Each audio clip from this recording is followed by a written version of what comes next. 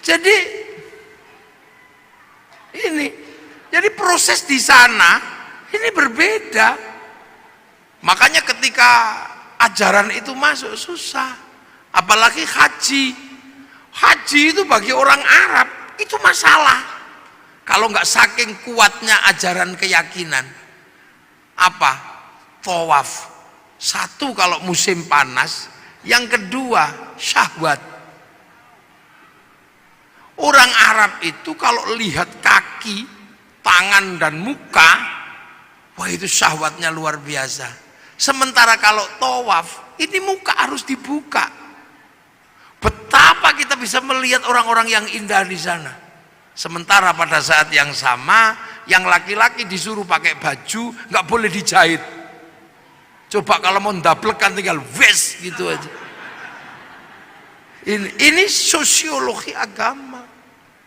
Makanya Islam itu ja'a ghoriban wa sayaudu ghoriban, asing dan akan pergi dengan asing. Loh makanya Islam itu pertama ya wa kafa billahi syahida Muhammadur Rasulullahnya Allah yang tahu.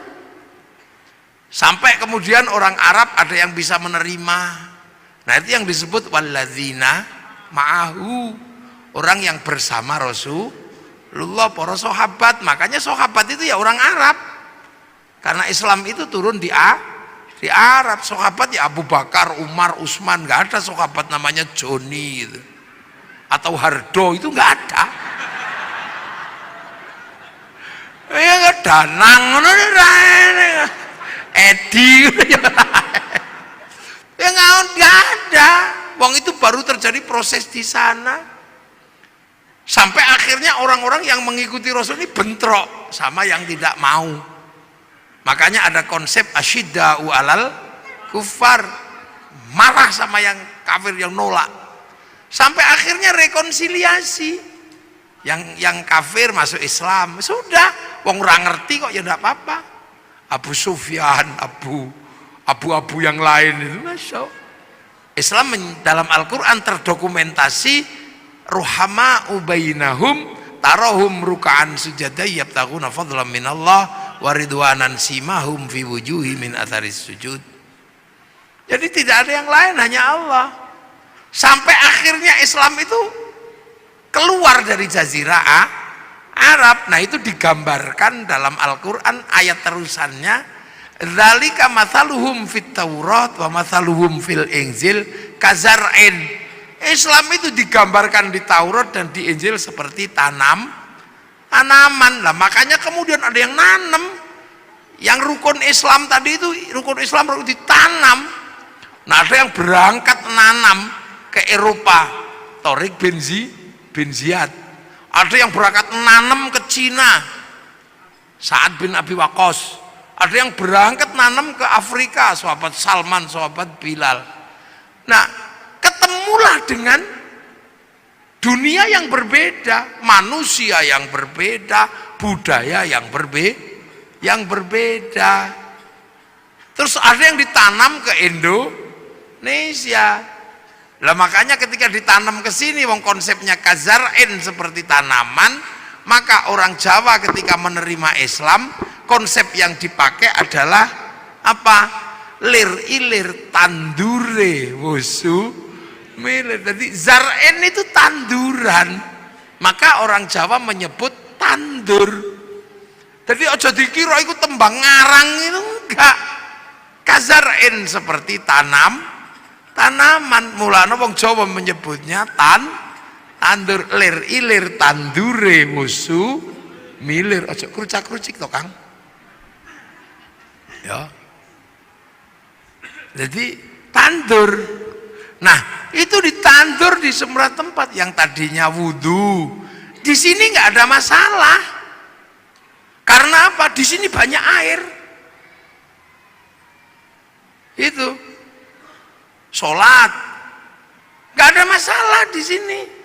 Karena orang sini wis dari pelajaran dasar Tuhan itu juga nggak kelihatan. Tan kenoki noyongo ngopo laisa kamitslihi syai'un. Suruh puasa ya seneng orang sini, apalagi orang sini hobine poso. Karena dulu orang sini mengenal istilah upawasa. Upawasa itu nggak makan, nggak minum, nggak menyentuh perempuan, persiapan muksa. Makanya bahasa Islam syahrul Ramadan kok nggak makan, nggak minum, nggak menyentuh perempuan seperti upawasa.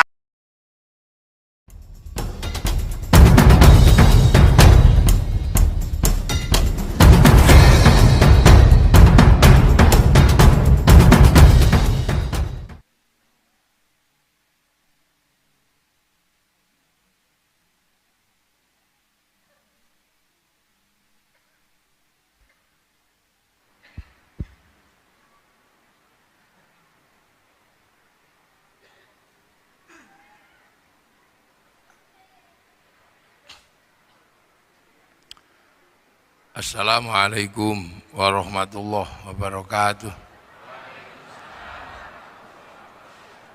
Bismillahirrahmanirrahim. Bismillah, alhamdulillah.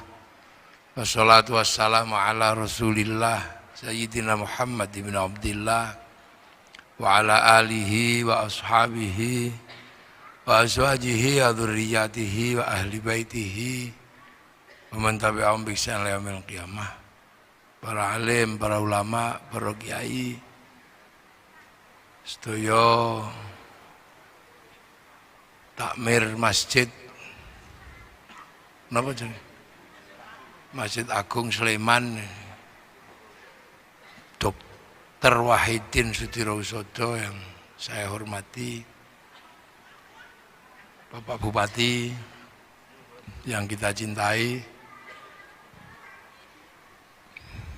Selamat dan semoga sukses mimpin Kabupaten Sleman. Baru dilantik belum sebulan. Pak Wakil Bupati, saya hormati, muga kuat ngancani Pak Hardo.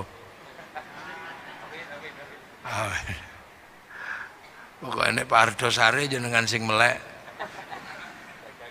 jaga gawang beserta Ibu Bupati, Ibu Wakil Bupati yang saya hormati, Pak Kapolres juga baru, Pak Polres Tabes, Pak Nopo nih, Pak Dandim, saya hormati, DPR dan seluruh jajaran Forkompimda, Kandepak yang saya hormati, semuanya, sing nerbang yang saya hormati, langsung terbang, para hadirin wal hadirat yang berbahagia, alhamdulillah, ini peringatan Nuzulul Quran. Jadi istilahnya itu peringatan turunnya Al-Quran. Turun itu pengertiannya dari dulu ya, dari atas ke bawah. Jadi itu turun, jadi Quran itu turun. Nah, istilah Nuzulul Quran itu ya lebih mendekati kebenaran, karena turun. Angka terendah itu satu. Nah, 2 lebih tinggi dari 1 kecuali juara kelas. Kalau juara kelas 1 lebih tinggi dari 2. Tapi kalau tangga 2 lebih tinggi dari 1. Nah, Quran itu posisi awalnya itu memang tinggi, karena posisi awal Al-Quran itu di langit ke-7. Jadi Al-Quran itu posisi pertamanya itu di langit ke-7, terus turun ke langit 1 ini. Ini kan langit 1 ini. Bumi itu langit 1 di 1 planet. Langit 1 itu isinya Merkurius, Venus, Bumi, Mars, Jupiter, Saturnus, Uranus, Neptunus, Pluto. Nggak tahu ini sudah dianulir apa belum Pluto ini. Dianulir jadi Neptunus, cuman sampai Neptunus. Itu dalam ilmu tata surya ini disebut galaksi Bima Sakti. Yang diantara planet di galaksi ini ada namanya bumi. Nah yang kita tempati ini bumi. Itu adanya cuma satu. Bumi itu cuma satu. Makanya Allah selalu menyebut bumi itu ardun. Tapi ardun itu ada ruang yang lebih gede. Namanya sama, langit. Nah, langit ini terdiri dari beberapa langit. Makanya jamaknya sama itu samawat. Beberapa langit. Nah, Al-Quran ini bukan di langit ini aslinya. Tapi di langit ketujuh. Jadi, posisinya di langit ketujuh. Nah, langit ketujuh itu di mana? Ya nggak tahu saya. Langit ketujuh itu nggak tahu jauhnya kayak apa. Karena keluar dari langit satu ini mesti keluar melalui black hole, lubang hitam. Nah, lubang hitam itu Stephen Hawking aja nggak bisa bikin rumus di situ. Orang yang paling jago bikin rumus itu nggak ngerti caranya bikin rumus menembus black hole ini, lubang hitam. Nah, Rasulullah itu pernah melewati itu, menembus black hole, masuk ke langit kedua, ke langit ketiga, ke langit keempat, ke langit kelima, 6, 7. Nah, itu posisinya di mana nggak tahu. Yang jelas bahwa Rasulullah itu sampai di Sidratil Muntaha, di langit ketujuh. Nah, di langit ketujuh itu ada cloud, kalau anak sekarang bilang itu. Ada cloud, ada pusat data. Jadi dunia ini ada pusat datanya. Ada harddisk besar yang berisi tentang data-data, apapun blueprint dunia ini ada datanya. Nah, data itu dijaga betul biar gak diretas, biar gak dihack. Siapa yang punya potensi untuk meretas itu? Iblis. Makanya dijaga. Nah, karena itu sangat terjaga, cloud atau harddisk catatan-catatan dunia itu, maka itu disebut lauhil mahfud. Jadi lauh itu adalah, dulu orang Jawa dulu lauh itu sabak. Sabak itu alat tulis. Jadi tempat untuk menulis itu lauh. Mahfud yang terjaga. Nah, itu catatan semua ada di situ. Yang sebelumnya orang-orang dulu sebelum Islam menyebut, kalau orang Yahudi Nasrani menyebut itu namanya Tabut Sulaiman. Orang Yunani menyebut kotak Pandora. Nah, orang Jepang menyebutnya kantong Doraemon. Pusat data itu. Jadi ini kita berbicara tentang pusat data. Nah, Quran itu dari situ.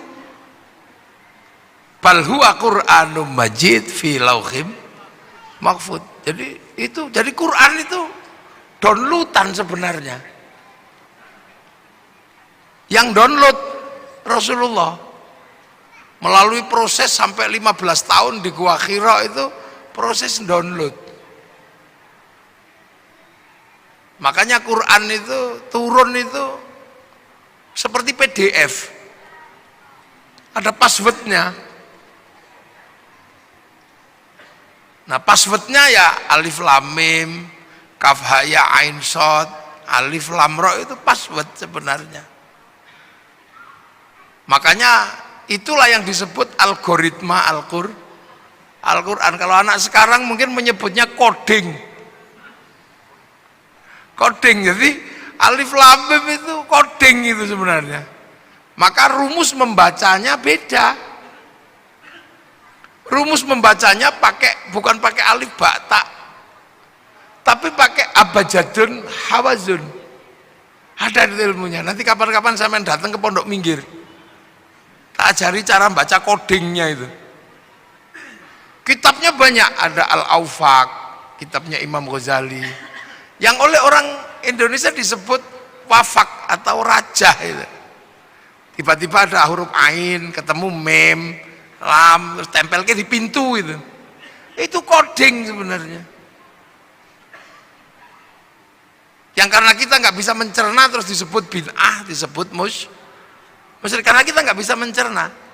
Karena itu coding. Makanya akhirnya kalau kita lihat huruf seperti itu di dalam Al-Qur'an, langsung kita sebut maknanya Allahu a'lamu bimuradi. Hanya Allah yang tahu maksudnya. Itu sesungguhnya coding. Jadi Quran ini downloadan kalau dalam bahasa anak sekarang. Nah, manusia itu juga berasal dari situ. Jadi sebelum sampean di sini, itu juga diregister di situ duluan. Jadi manusia sebelum fanfukhur ruh, sebelum roh itu tiup ke dunia ini, manusia itu juga diregister di situ.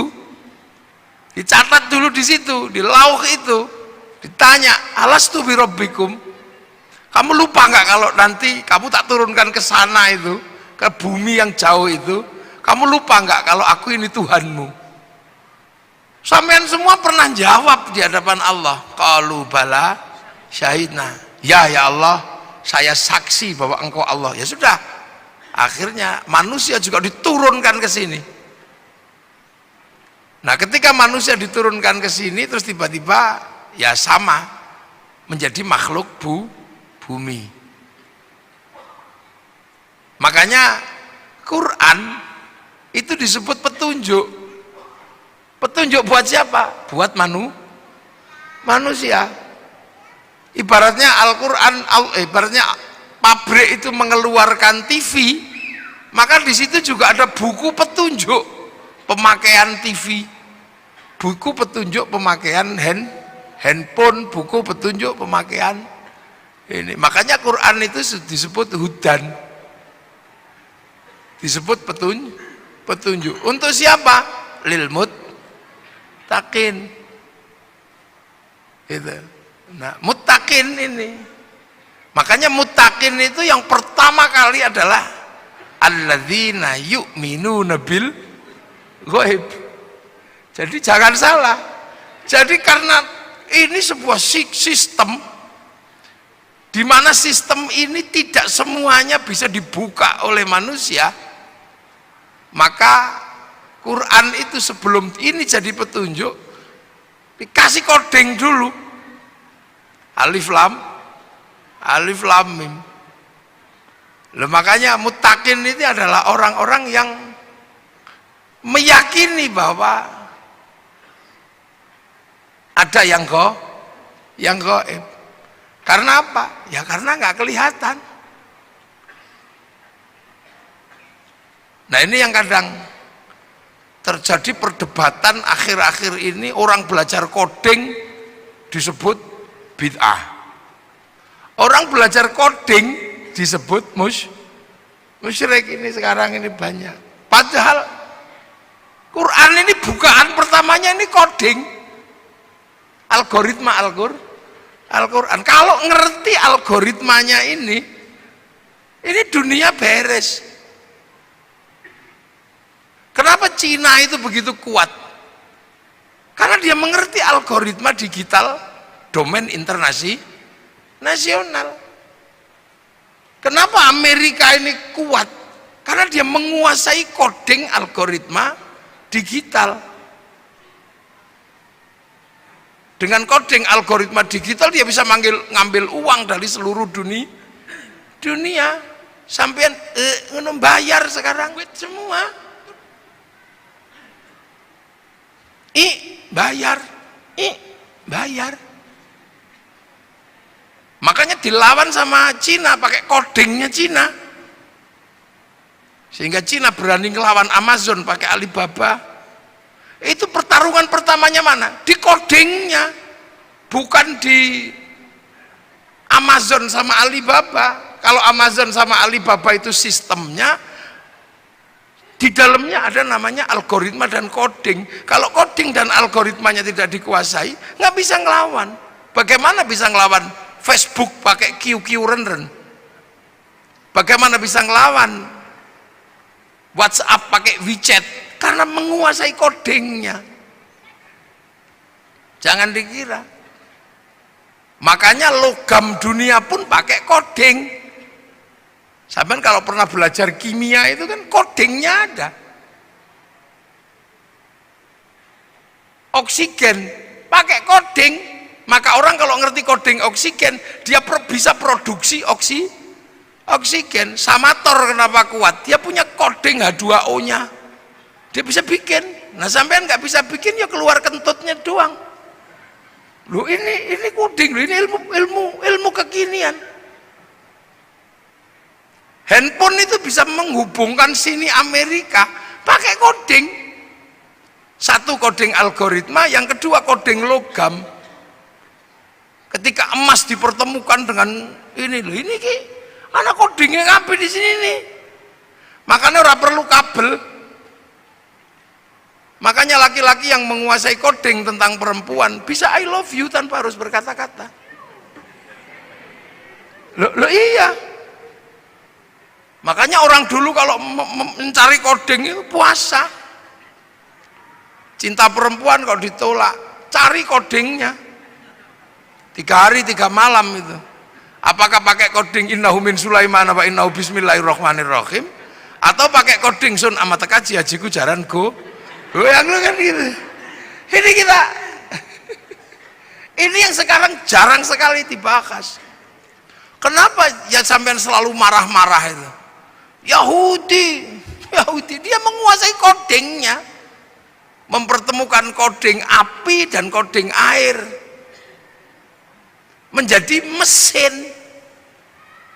Kita taunya cuman pakai motor ngwes gitu, tapi kok bisa besi ketemu dengan platina, besi ketemu dengan pertamax, ketemu dengan pertalite.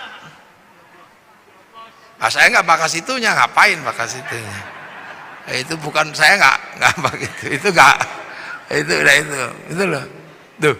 Jadi jangan dikira. Ini yang kadang hari ini kenapa kemudian kita ini terlambat. Al-Quran kita selalu baca sebagai print out. Maka ketika Al-Quran kita selalu baca sebagai print outnya, ya isinya hukum-hukum, petunjuk pemakaian. Tapi petunjuk pemakaian TV, kenapa TV bisa menyala? Itu ada codingnya di situ. Bagaimana gambar yang tidak kelihatan bisa diterima oleh TV yang lain? Itu coding. Logamnya masuk coding. Yang kebetulan ahli logam dunia itu adalah Nabi Daud, punya kitab namanya Zabur. Nah, kitab Zabur dan Nabi Daud itu masih dipegang oleh orang Yahudi. Makanya Yahudi yang menguasai coding logam dunia, dan hari ini dunia dikendalikan oleh logam. Maka wajar saja kalau Yahudi yang menguasai sistem teknologi dunia.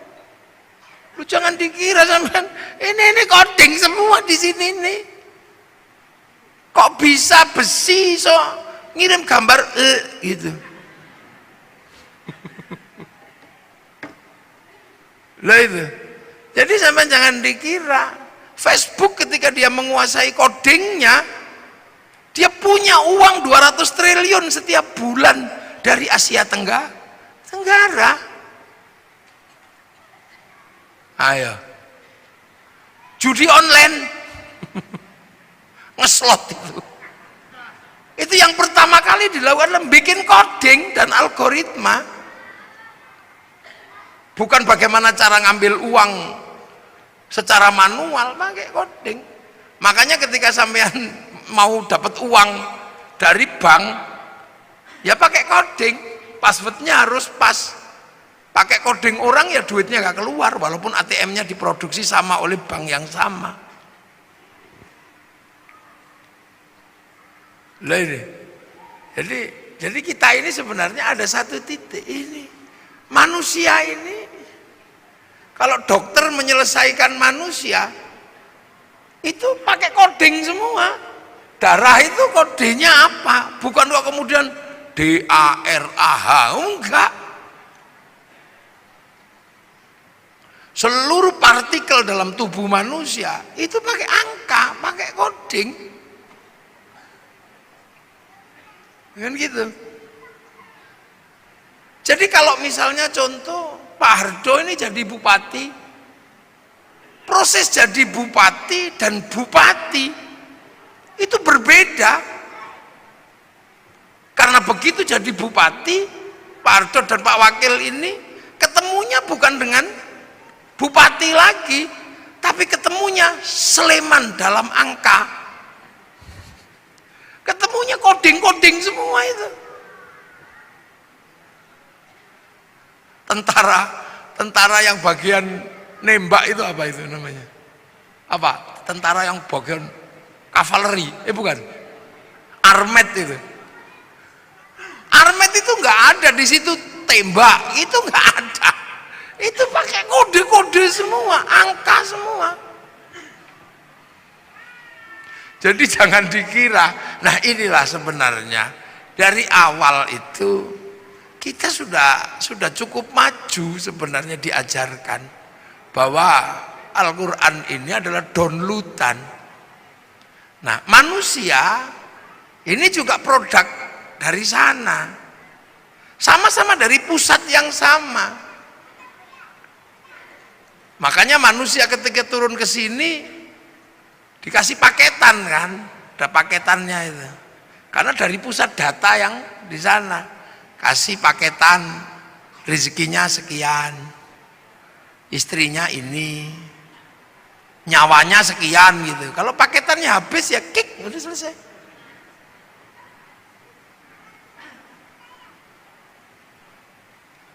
Gitu. Makanya pertama kali Quran itu Iqra. Bismi Rabbika, memperkenalkan sesuatu yang ada di luar manusia sebagai pemilik semesta. Jadi pemilik semesta, Ismu Rabbika, kamu baca atas nama Tuhanmu. Tuhan siapa? Belum. Ismu Rabbika itu siapa? Belum. Masih berbicara tentang Rob, bahwa ada penguasa semesta dan kamu ada di semesta itu. Alladzi kholaq, yang bikin kamu. Karena waktu itu manusia nggak ngerti. Taunya bahwa manusia itu ya hadir dengan sendirinya. Apalagi di Arab kan, yang waktu itu ya taunya yang bikin manusia itu ya lantaran patung, tapi yang bikin ya tetap bapaknya kan gitu. Kalau nggak dibikin ya nggak keluar. Gitu. Dia nggak ngerti bahwa ada semesta Tuhan, itu nggak ngerti. Makanya manusia pertama kali diajarkan, kamu harus tahu bahwa ada realitas universal, realitas mutlak, kalau di luar realitas parsial seperti kamu. Kamu ini realitas parsial seperti realitas sapi, realitas ini. Tapi di balik itu semua ada yang mutlak. Nah itulah penguasa goib, pemilik goib itu. Yang kamu lihat karena kamu gak kelihatan, atau yang kamu nanti akan lihat tapi hari ini belum kelihatan. Akhirat itu goib karena kamu belum nyampe sana, nanti kamu akan sampai. Sederhana itu aja, ya sudah, kamu bawa, ada yang bikin. Yang kebetulan Rasulullah di Mekah, karena orang Mekah waktunya dan seisinya itu ada pemiliknya. Karena Mekah itu lama ditinggal Nabi. Nabi terakhir di Mekah itu Nabi Ismail. Setelah Nabi Ismail pindah ke Filistin, orang Mekah nggak ngerti Nabi. Wis blas ora ngerti Nabi wong Mekah itu. Makanya disebut fatrah. Jadi nggak ngerti karena sudah lama ditinggal Nabi. Orang Sleman karena nggak pernah ditinggal kiai, ya tahu kiai. Makanya ketika kiai datang ya bupati aja nyambut. Karena Sleman tahu kiai. Karena nggak pernah kosong semenjak Islam datang ke sini, Sleman ini selalu terjaga. Sehingga selalu ada kiainya, maka generasi kesekian pun masih tahu kiai. Gitu. Masih tahu ulama. Di Irian yang tidak pernah diajarkan tentang kiai, jangan pernah membayangkan mereka kenal kiai. Makanya kalau kiai datang ke sana nggak usah minta disambut, orang sana nggak ngerti karena nggak pernah ada kiai. Sering saya contohkan, mungkin kalau saya di sini orang tahu kiai, saya di Irian dikira tim pemburu babi, ya nggak usah marah, ya nggak usah emosi. Makanya Rasulullah itu ketika harus berbicara tentang Rob itu penuh kesabaran di Mekah itu, karena orang Mekah nggak ngerti. Makanya Rasul nggak suka marah-marah, kamu hancurkan, enggak. Yang tahu Rasulullah itu Rasul itu di Mekah waktu itu cuman Allah, nggak ada yang ngerti. Beda kalau Rasul lahir di Filistin. Filistin itu secara teologi, secara sosiologi, secara antropologi masih ketunggon. Apa ketunggon itu? Masih ditungguin Nabi. Jadi orang tahu Nabi kalau di sana. Kalau di sana nggak ngerti. Kalau Nabi lahir di Palestina gitu, enteng. Aku Nabi. Oh ya, kamu Nabi. Nah orang lahir di Mekah ngaku Nabi. Makanya orang Mekah nggak ngerti Nabi. Makanya saksinya hanya Allah. Wa kafa billahi syahida. Hanya Allah saksinya. Sudah gitu pelajaran Tuhan itu repot bagi orang Arab waktu itu, sulit. Tuhannya Tuhannya kelihatan, patung diajarkan kepada Allah yang tidak kelihatan. Robnya banyak, diajarkan Rob satu, Tuhan satu, susah. Kalau beribadah susah lagi, suruh wudhu. Wudhu itu susah bagi orang Arab karena pakai air. Air itu bukan budaya Arab, karena di Arab nggak ada air, diminum aja susah kok suruh wudhu, apalagi suruh jinabat, tambah susah lagi. Kalau seandainya budaya air itu di Indonesia gampang. Makanya kalau sesuai budaya Arab mestinya toharo itu hanya sampai di tayamum, di debu. Jadi Islam itu bukan Arab sentris, karena pelajaran dasarnya sangat berbeda dengan budaya Arab. Jadi Islam itu sangat berbeda yang diajarkan Rasul dengan budaya Arab. Orang Arab nggak ada air, diajari pakai air. Sudah tahu makanan itu susah, tiba-tiba disuruh sedekah, disuruh zakat. Orang Arab itu cari makan susah, harus berburu. Makanya orang Arab itu kalau berburu, saudaranya harus banyak. Kalau berdagang, kafilahnya harus banyak. Kafilah yang saudaranya nggak banyak, diajar sama kafilah yang mayoritas mate. Makanya orang Arab itu saudaranya harus banyak. Makanya tradisi orang Arab itu seneng ngitung saudara. Saudara bin ini, bin ini, bin ini. Untuk apa? Membangun komunitas. Karena sistem survive-nya orang Arab adalah komunal. Nek kekuatannya sedikit kalah sama suku, dikit kalah.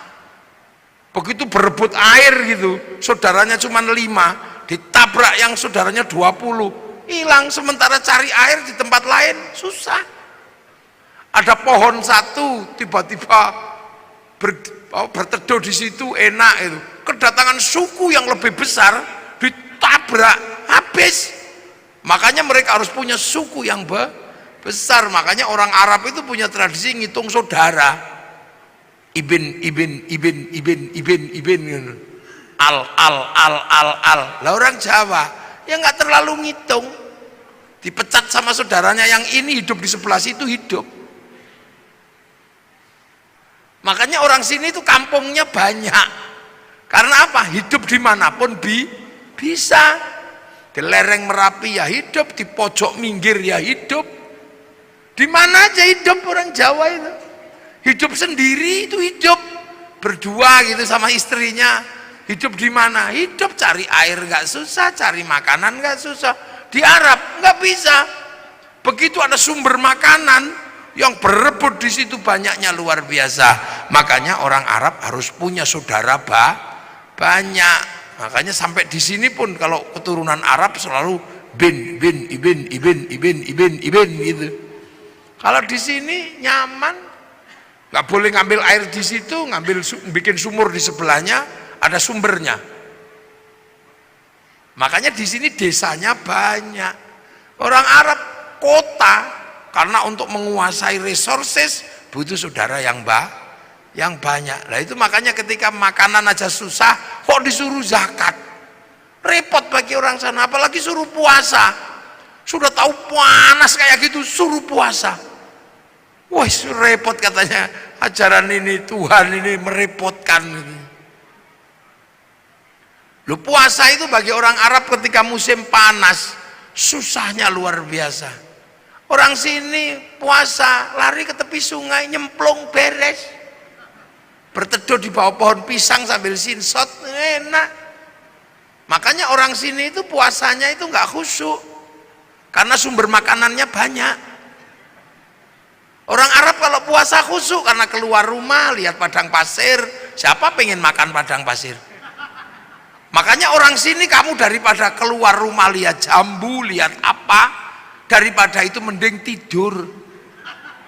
Makanya dalil yang paling terkenal di Indonesia itu naumuso imin ibadatun. Jadi tidur itu adalah bagian dari ibadah. Karena potensi nggak khusyuk ketika keluar rumah itu tinggi. Nah itulah makanya orang sini kalau bulan puasa lebih banyak tidur. Nah, akhirnya susah nyarinya karena tidur. Daripada susah-susah nyari dimerconi. Makanya bagi orang Indonesia mercon itu sesungguhnya adalah bagian dari proses puasa yang punya sistem kultural yang seperti Indonesia. Maka Pak Kapolres, mercon jangan terlalu dilarang.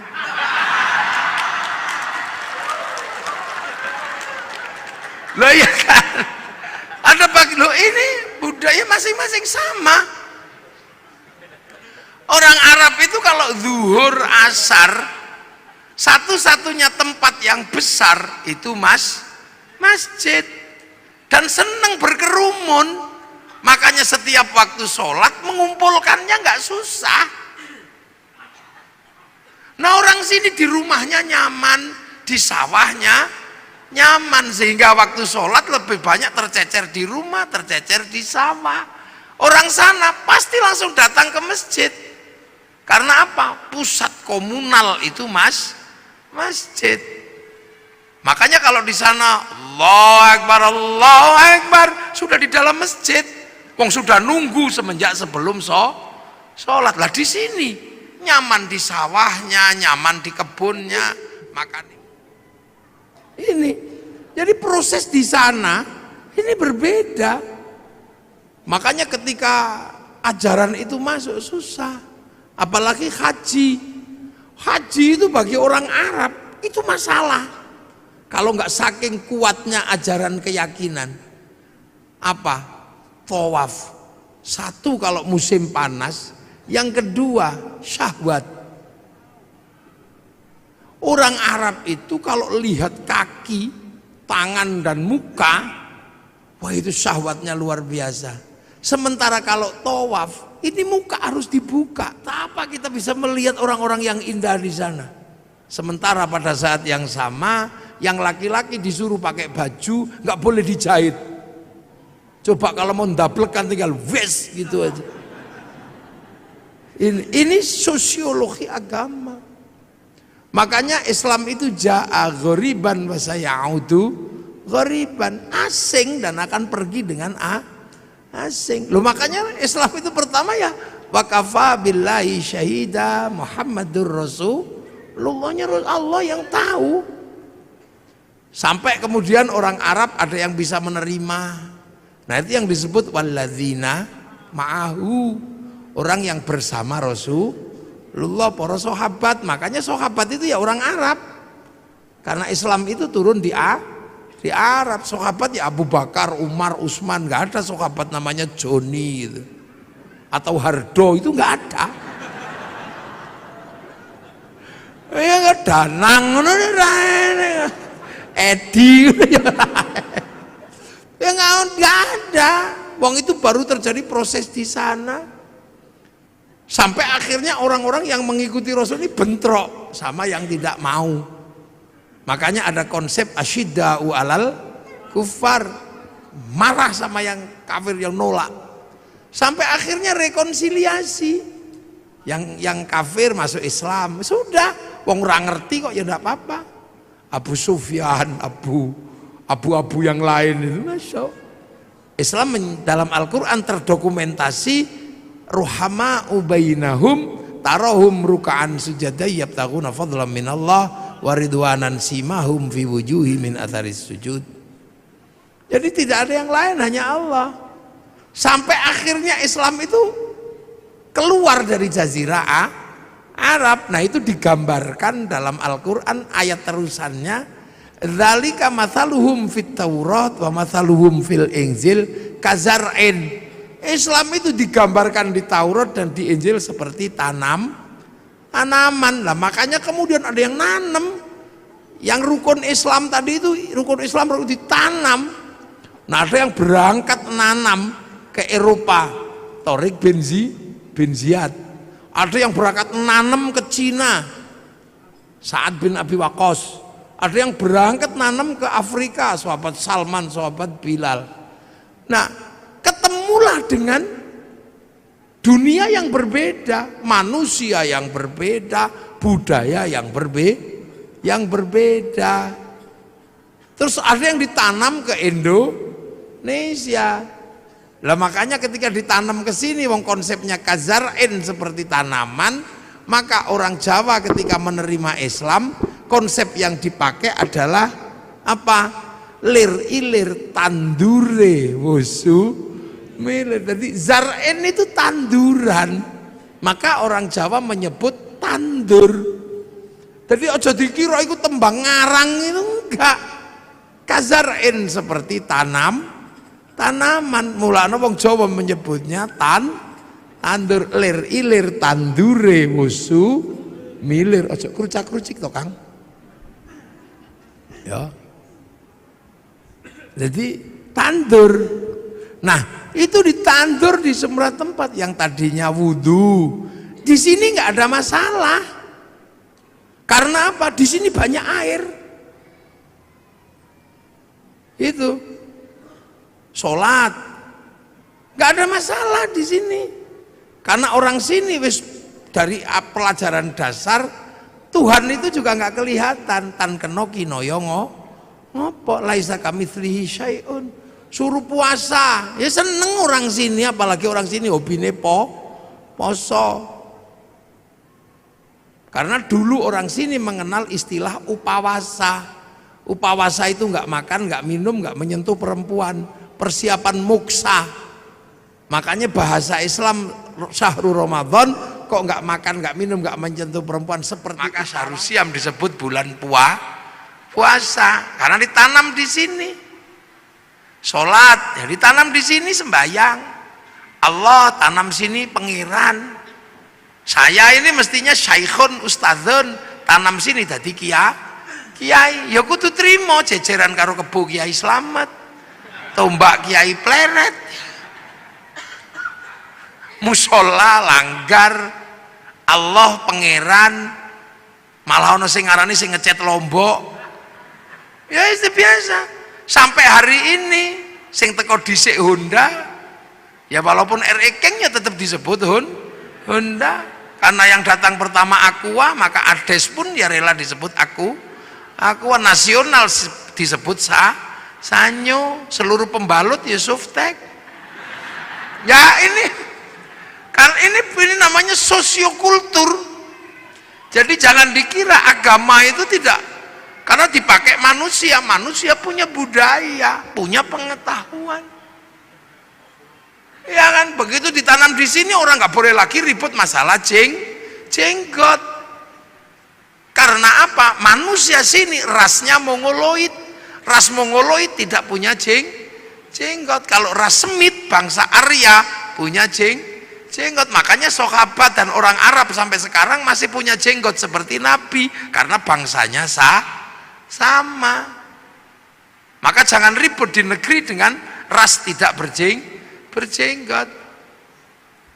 Sampai sekarang di Arab bisa nyuntuh Rasul makan pakai 3 jari, bisa wong kurma. Lah tekan kene soto ya ndak bisa.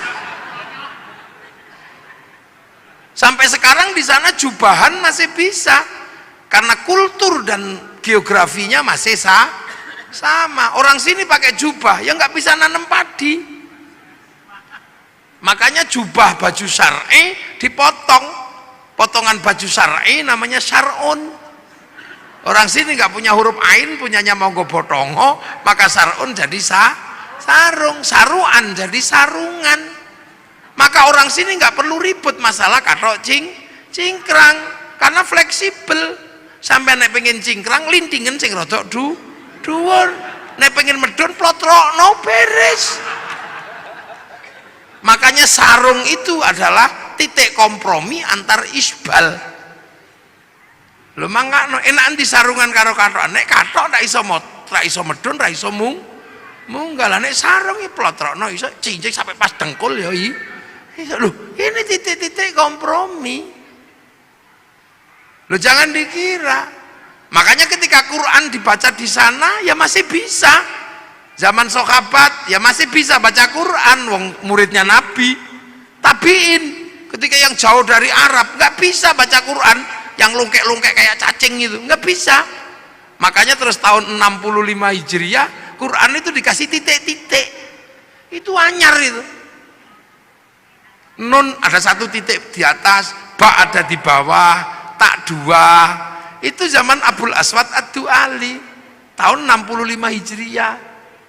Disebar lagi bangsanya beda, titik-titik gak cukup, dikarokati fathah kasroh dhamma. Itu yang kasih namanya Syekh Khalil bin Ahmad Al-Farahidi tahun 150 Hijriah. 100 berapa? 140-an lah setelah Nabi meninggal. Dibaca orang yang berbeda suku lagi, gak bisa, lidahnya beda. Orang Jawa alhamdu ya alkamdu, nggak punya hak, punyanya Hono Coroko. Robbil alamin, robbil ngalamin. Wudu, wulu. Mardiyah, marliyah. Salam takzim, salam taklim. Itu ada wadduha, keluarnya wadduhai. Itu mereka. Lekanui, ya ada. Sekarang ini kan bangsa Sundonan alladzina, alladzina. Lah ini kan harus ditemukan jalan keluarnya.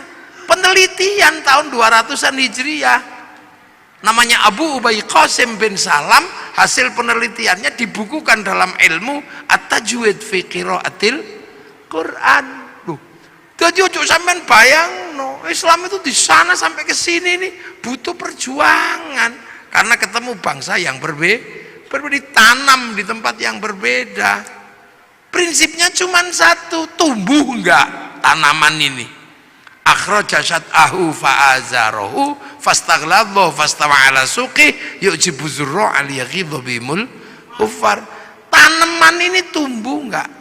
Sampai kemudian ketika dibawa ke pasar ini menjadi mendominasi apa enggak? Dominan atau tidak di pasar agama ini? Makanya pakai bahasa suk. Nah hari ini ketika Islam ini ditanam di sini tumbuh, berkembang, dan di pasar kita paling banyak. Mau haji paling banyak orang Indonesia. Berbicara sholat paling banyak orang Indonesia.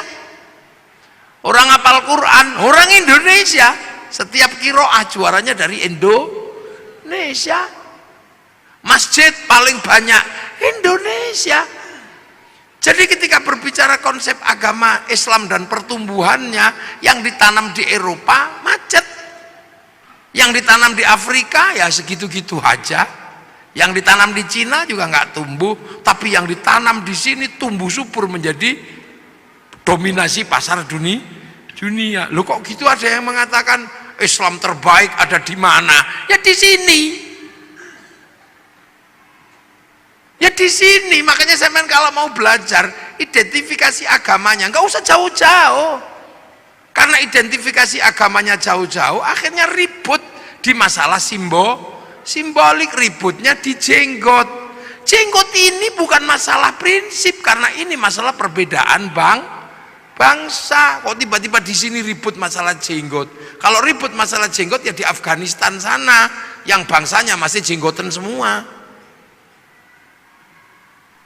Tiba-tiba di sini kok ribut masalah pujian. Tiba-tiba di sini ribut masalah gedek-gedek di zikir. Ya orang sana bahasa Arab paham, meskipun diem begini ngerti caranya zikir. Kalau orang sini nggak bunyi, simbah-simbah itu loh nggak bisa ngerungokno zikir apa, main ketop-ketop ngendak. Muni apa mbah ngono we. Terus menengin, ya turu. Ini problem sosiologi, agama, antropologi. Jadi akhirnya Islam sekarang ini berdebat terhadap sesuatu yang sebenarnya sudah lewat. Udah lewat masanya. Coba sampai delok. Persoalan tumpeng. Persoalan tumpeng aja ribut. Loh ini kan persoalan makanan. Sampai nggak ribut orang Arab ingkunge iki onto. Napa sampean ribut ingkung pitik? Wong Yaman ingkunge wedhus. Sama ndelok itu Raja Salman kalau menyambut tamunya makan bersama, ingkunge unta, Pak. Lengkene wedhus sing 20.000, pitik sing 20.000 sampean ribut. Soalnya nopo? Nek wedhus larang, makanya di sini cukup pitik, murah, ndoke akeh. Loh, kita akhirnya kan ribut masalah sesuatu yang sebenarnya udah nggak perlu diributkan. Ribut masalah ngadep kiblat. Fawalli wajhaka syatrul masjidil haram. Ngarah-arah tok lho lapo sampean ribut. Pokoke anggere madhep rono ngene, Allah Akbar. Wis ini wajhatu wajhiya. Wong pancene ado, sinyale kadang ilang. Allah, iki mau. Wis merem-merem ini wajah tuh wong pancene online ayo sinyale ilang. Wong pemancar utamanya yang Mekah kono lagi ini cuman pemancar lokal. Begitu ono ting ting ting bakso ya. Wah, begitu melek sarungnya bolong. Udah, lah kita itu gak usah ribut masalah ngono kuwi. Kita suka ribut sekarang terhadap sesuatu yang sebenarnya tentang Allah. Apa Allah? Ngene. Lah nek Kanjeng Nabi kalau di atas unta gini wong wis ketok teko nguri. Nek pengimamane agak rendah gini supaya ketok teko mburi. Ini kan problem-problem yang sudah terjelaskan. Jadi karena ditanam di sini ya pakai sini. Krungu Islam Nusantara. Iki apa? Lu wong Islam fi Nusantara, Islam di Nusantara itu ya gini. Sampean tutup auratnya katok, lambi, peci, kono jubah, kono udeng, man ngono tok. Imamah ya udah loh. Jadi kita ini terkadang ribut maka persoalan gizi loro, ribut tumpeng, ribut ake, ribut hormat bendera, ribut apa? Yang sesungguhnya itu problemnya adalah problem bangsa yang berbeda, tapi rukun iman, rukun Islamnya tidak pernah berubah. Lah apa sama ribut kentongan karo beduk, padang pasir, Allahu Akbar, Allahu Akbar, krungu wong kadok. Lah kene ra dikai beduk ki ora krungu. Saiki beduk pensiun gara-gara ono speaker. Karena lebih keras speaker itu. Besok speaker ya pensiun. Wong lunga ning masjid di WA. Pakai alarm. Ngerti? Wah, sampean lho. Rabi biyen salaman ngene. Saiki lewat video call ya iso. Zamannya berubah. Dhisik wong Jawa sing paling sakti iku sing nempiling semaput. Iki sakti. Saiki wong sakti kere. Nah, sak tempilingan 1 juta. Tanya Pak Kapolres sekarang, kalau tidak percaya praktek no. Maka ilmu itu juga otomatis hilang. Dhisik orang sakti itu ketika ngelirik wong wedok I love you, poso, 7 dina 7 bengi. Saiki lho urung poso, kelewatan Avanza, wis I love you. Cinta tumbuh bersama Avanza. Jadi loh, ini problem-problem yang berubah. Sampeyan arep meksa ndelok TVRI flora dan fauna, pengen terus kucing Afrika, ini sudah berubah. Saiki neng kene sampean buka apa ono, ora perlu ngenteni sedina terus dinteni wis mertune Pak Harmoko, ngono ndak perlu. Jadi bupati pun harus begitu. Kita ini bangsa. Makanya sekarang Sleman lagi masalah sepak bola itu. Lah ya, Pak Bupati harus tahu sepak bola ini rasa ngoyo. Sepak bola itu punya bangsa yang berbeda. Wong Eropa ini gede-gede dhuwur-dhuwur. Lapangane podo, aturane sama. Lah wong kene cilik-cilik lawan Eropa, ya ora bakal menang. Lah nggih. Akhirnya agar imbang naturalisasi. Loh, basket, ya nggak usah kita ngejar terlalu terhadap basket. Menang karo NBA ya mokal. Wong kono 2 meter seprapat, nah kene mung 170. Kene mencolot gak yo kena udel. Ya coba. Ya maka Sleman ini yang menggalakkan olahraga yang mungkin. Bentek mungkin. Lu sekarang sepak bola itu kalau nggak naturalisasi, ya mesti kalah. Wong-wong cilik peli ngono gini kalah. Itu olahraga internasional, standarnya sama, aturannya sama, manusianya berbeda. Ayo kondi, kon menang. Tinju kok musuh Mike Tyson ya disamplok ya pingsan dhewe. Maka kayak Cina ketika mau memenangkan sepak bola, yang dipikir pertama kali cuma satu, cari orang 20 laki perempuan yang tingginya 170 dinikahno, anake 2 meter. Loh itu cara pertama. Jepang juga sama, mempersiapkan generasi yang tinggi. Lah nek naturalisasi ya entek dhuwitmu nggo bayar. Wis golek wong Sleman sing dhuwur-dhuwur nikahno. Persiapan membentuk kader sepak bola. Ngono. Kader basket. Nggih, kula sing mau idoh nggih. Lho ini, makanya Thailand itu sadar diri. Begitu yang digalakkan olahraga ya sepak takraw itu karena bisa dia. Loh.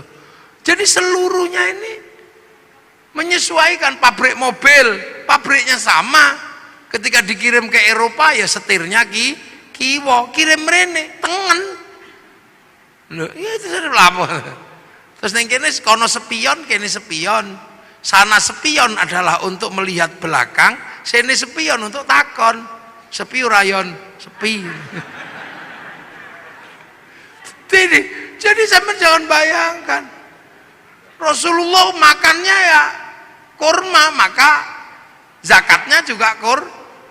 Sini makanannya padi, fitrahnya juga padi. Kurban sana unta, sampai sekarang masih bisa kurban unta. Di sini maksa kurban unta, cekel polisi. Nyolong untane kebun binatang lagi. Biro lo kon. Loh.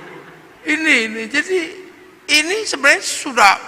Nah, yang perlu dipahami ulang adalah bagaimana Al-Quran ini menyelesaikan problem yang sudah terbuka, yang dulu dibuka oleh para ulama terkait algoritmanya. Siapa ini yang akan ngurus? Kalau print outnya banyak yang hafal lah, penghafal terbanyak, tapi memahami codingnya ini.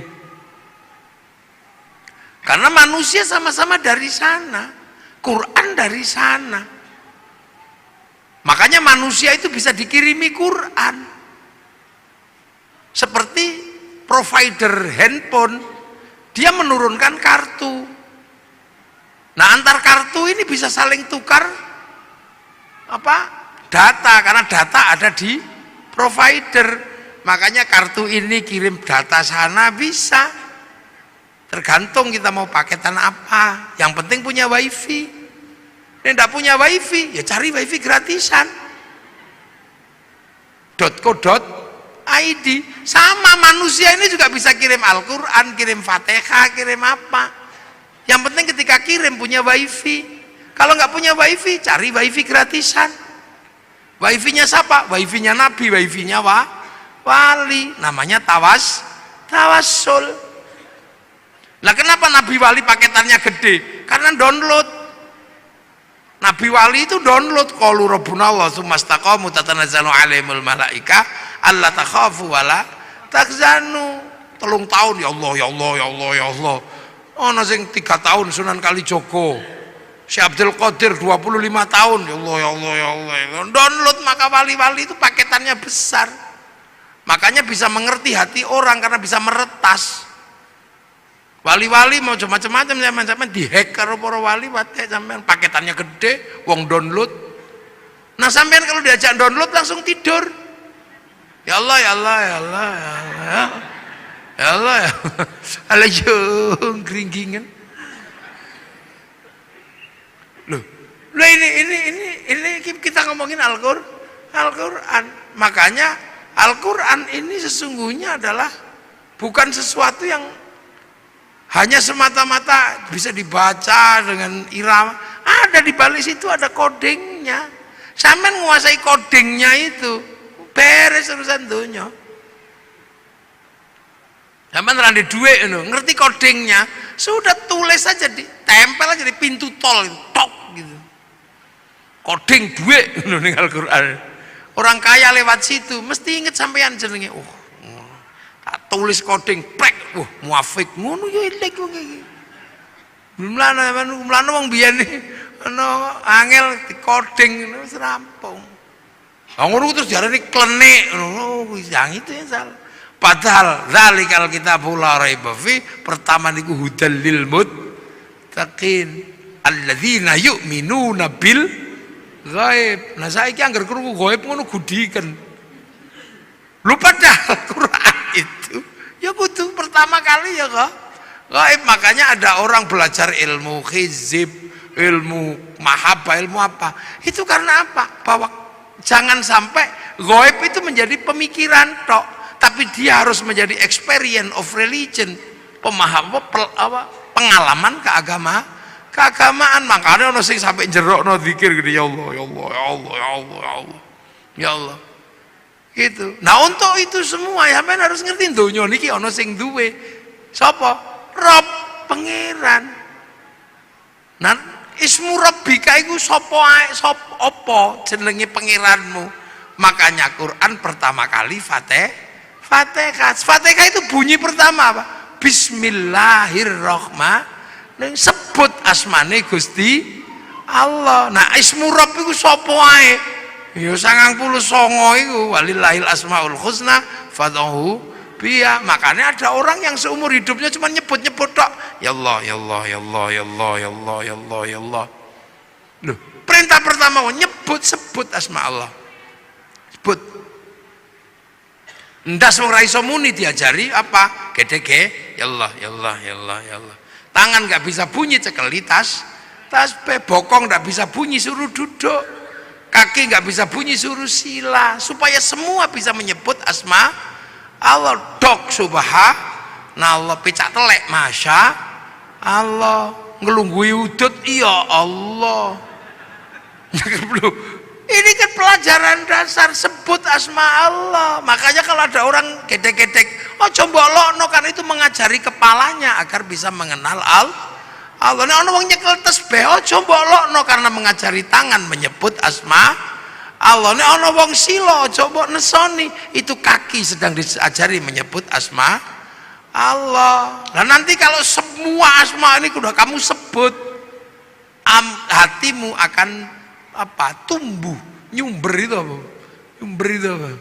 Nyumber itu akan keluar apa?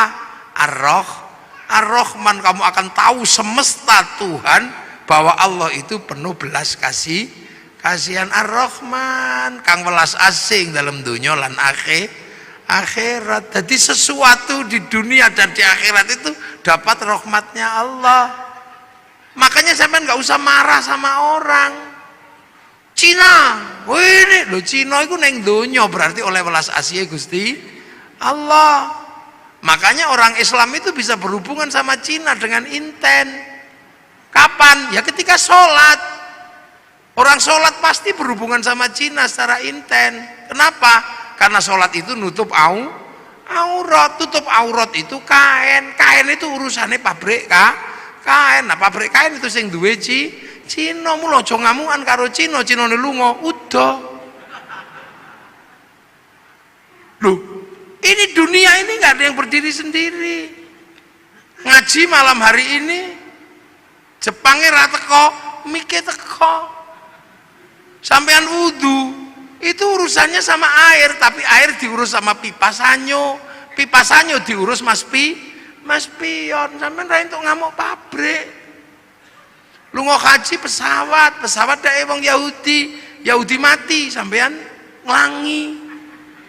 Loh makanya Ar-Rahman ini meletakkan manusia hidup penuh kasih sayang. Karena apa? Saling melengkapi.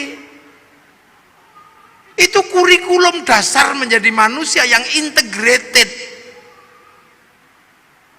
Makanya kiai-kiai nek kokon maca Fatihah bismillah ilang emoh.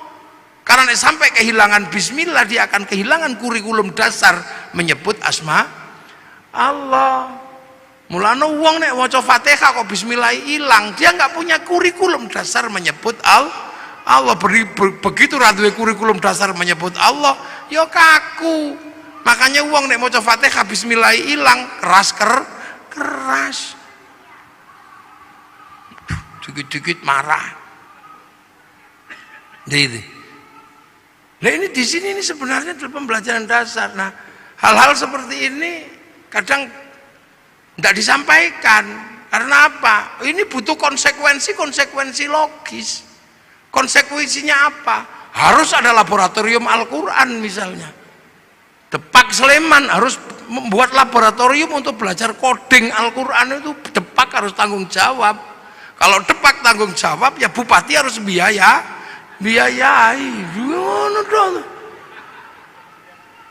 Kementerian Agama membiayai ini untuk apa? Mengkaji kitab-kitab klasik untuk membuka kembali algoritma dan coding Al-Quran. Kajian Al-Aufaq, Mamba Usulul Hikmah, Syamsul Ma'arif, ini kajian coding. Saya tahu seperti ini, kenapa coba? Belajar dari mana? Dari anak saya yang kecil. Angger dina Rebo belajar coding. Oh lah kok sama dengan sing tak pelajari mbiyen. Cuman ini coding digital, sing tak pelajari mbiyen coding Al-Quran. Dulu saya belajar tentang abjadun hawazun ini. Ana wedhus ngangel di kongkon manak templeki mbek ngono, rong dina meteng. Lha iku nek wong tau mondok ngerti. Uang ramanak-manak ngono dikai coding wetenge templeki pluk ngono. Oleh 2 wulan ngono wis mandeg. Lha iku mbiyen makane kan ada raja-raja itu coding sebenarnya. Oh, begitu delok lho kok padha karo sing diajari anakku. Cilik belajar coding ini sama. Cuman itu coding ABCD, kita coding. Makanya Indonesia ini nyimpen data besar juga nggak bisa. Karena coding kita nggak punya, huruf kita menggunakan huruf ABCD. Cina bisa karena codingnya huruf dia. Makanya ketahanan digital kita nggak pernah bisa. Karena apa? Coding huruf kita menggunakan huruf ABCD, huruf Eropa. Coba disepakati coding kita huruf Jawa gitu misalnya. Terus pas betimbel gedes ngono ya ora sing kira-kira. Tapi untuk kebutuhan itu butuh laboratorium besar. Jadi Pak Sidik harus membahas itu nanti. Ajukan anggarannya kepada Pak Bupati. Boleh golek piye wong bupati kok kangelan. Ya iya, apakah Pak Bupati nanti golekne nang Merapi apa nang endi ya karek kondo ngono ae to. Untuk bikin laboratorium bagaimana belajar coding Al-Qur'an wong kitabe ono kok. Jadi ojo MTQ tok sing diurus itu, codingnya juga harus diurus itu. Algoritmanya itu mesti diurus. Karena insya Allah kalau kita ketemu coding-coding itu, ilmu pengetahuan terupgrade dengan sendirinya. Iki lho metu iku kok coding iki. Ya angka-angka semua iki dadi duwe kabeh lho iki. Jangan dikira itu nggak pakai uang, itu coding itu. Jadi video, jadi apa, nggak coding Kang. Nggak gitu. Ya bahwa wujudnya itu ujungnya apa? Penguasaan dan dominasi. Nah kalau sudah penguasaan dan dominasi bisa intervensi, bisa menjadi sebuah agama yang kuat, bangsa yang kuat. Artinya apa? Bisa produksi. Nah bangsa itu kalau sudah bisa produksi, kekuatan bangsanya terjaga. Kenapa Jepang nyaman? Bisa produksi. Total handphone batine piro untuk menghidupi rakyatnya. Jadi urung sampai ngelola sumber daya alam, duit dari jualan iPhone cukup untuk menghidupi bangsanya. Jualan tank cukup untuk menghidupi bangsanya. Korea negara kecil itu loh, bisa menghidupi bangsanya dari dodolan lagu jenenge BTS. Loh, saya ini generasi zaman all ya. Masih ingat betul bahwa tahun 91 kalau nggak 92 itu konser terbesar di dunia itu Metallica di Moskow. Terjual tiketnya 6 juta tiket. Itu sampai sekarang belum pernah terbayangkan akan terkalahkan. Begitu Covid diajar karo BTS kalah. Sekali konser itu berapa? 100 juta orang yang nonton. Itu daring. Seminggu 4 kali, sebulan 16 kali. Tak hitung dalam waktu 1 tahun pemasukan dari BTS untuk Korea 2.500 triliun. Total ceng ngono tok. Amerika dapat pemasukan dari Facebook dan dari WhatsApp itu. Bayar, ngono bayar. Paling tidak per bulan 200 triliun. Nah sampean dodol apa? Geblek. Loh, ini penguasaan dunia, jadi aja mbok kira dunia ini. Sampean selalu membayangkan APBD, APBN, tapi sektor informal yang dunia sudah bergerak nggak tergarap. Sampean malah mikir gawe biru umroh. Jadi sektornya tetap sektor manual, yang hitungannya hitungan analog. Bukan hitungan digital. Pernah enggak terus tiba-tiba kaum muslimin ini berpikir sholat Jumat digital, online, malah jadi masalah. Imam yang Surabaya, makmum yang Semarang. Maka Pak Ardo jadi bupati juga mesti mikirin yang itu, Mangke Pak Ardo. Nggih, aja kok mikire pajak pasir, ora oke. Anak Sleman yang pinter-pinter kumpulin semua. Wong Sleman ini gudangnya wong pinter. Kampus UGM, UPN, UIKIP jadiin satu IAIN, wis ngono mbakaso. Mungkin nggak bertarung di dunia digital, pakai coding ngopo iso. Loh, ini penguasaan itu. Sampai ojo bayangno. Makanya negara-negara yang bangkrut itu negara apa? Yang nggak bisa ngerespon. Coba, saiki, meng dodol BTS, ceng ngono setahun sakmono. Ya itu sistem. Gojek, iso ngalahno Bluebird yang armadane triliunan, meng nganggo coding laptop loro tok. Sampean bayangno Bukalapak bisa mengalahkan di bursa ngalahno gudang garam sama jarum itu. Memang Bukalapak butuh laptop loro. Nah Al-Quran itu punya coding-coding seperti ini. Ayo kapan Sleman gawe laboratorium? Apa digelar ning Pemkap apa digelar ning pondok ra apa-apa. Lumayan aku oleh. Nah nang gawe ning Pemkap ya ndak apa-apa, cuman kan pembiayaannya terlalu gede. Karena kalau di Pemkap itu sing biayai bupati, jadi mesti hitungannya wah rada gede. Nek ning pondok kan gratisan. Tapi memang harus ada laboratorium itu. Hitung nanti kita bisa kita uji dengan teknologi digital antar frekuensi itu apa sih? Apa ini antar frekuensi? Kita buka itu fikulubi marodun itu apa kodingnya? Nanti kalau kodingnya ketemu alat ini untuk menghilangkan orang sakit hati. Orang yang aromaterapi yang mampu menghilangkan sakit hati. Lu ini berarti agama ini sebenarnya sesuatu yang sangat luas dan masa depan. Makanya hari ini hampir seluruhnya teknologi ini kan teknologi langit yang dulu pernah dijalankan oleh Rasulullah lewat Isra Mi'raj. Nah ini penting untuk dikaji secara bersama-sama, dan inilah sebenarnya harapan besar bahwa Al-Quran pada suatu saat akan mencetak orang-orang masa depan. Jadi Islam itu nanti punya orang masa depan yang mampu memecah kode-kode dunia. Neng itu kapan terjadi? Tapi pasti terjadi. Karena akan muncul orang itu. Siapa? Ya orang yang bisa memecah kodengnya langit dan bumi. Karena itu nanti ada orang itu ada nanti. Ini saya kira tumbuh kapan? Karena orang itu sudah disebut di dalam Al-Quran bahwa nanti pada suatu saat akan ada orang yang mampu memecah kodeng-kodeng dunia ini. Jadi dalam penciptaan langit dan bumi akan dipecahkan rumusnya oleh ulul albab. Inna fi khalqis samawati wal ardi wa ikhtilafil laili wan nahari la ayatil li ulil albab. Jadi ada nanti itu orang namanya ini pemecah kodeng. Siapa? Alladzina yadhkurunallaha qiyaman wa qu'udan wa 'ala junubihim wa yatafakkaruna fi khalqis samawati wal ard.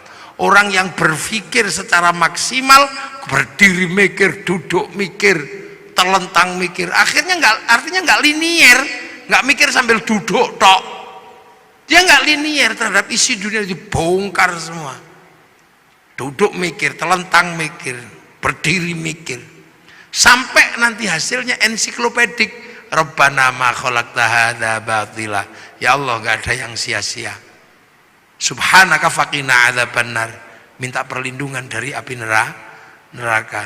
Rabbana innaka man tudkhilin nar faqad akhzaita wa ma lidh-dhalimin min ansor. Rabbana innana sami'na munadiyan yunadi lil iman an aminu bi rabbikum fa amanna rabbana faghfir lana dzunubana wa kaffir 'anna sayyi'atina wa tawaffana ma'al abrar. Rabbana wa atina ma wa'atana 'ala rusulika wa la tukhzina yaumal qiyamah innaka la tukhliful mi'ad. Ini orang-orang masa depan. Jadi Islam ini agama masa depan.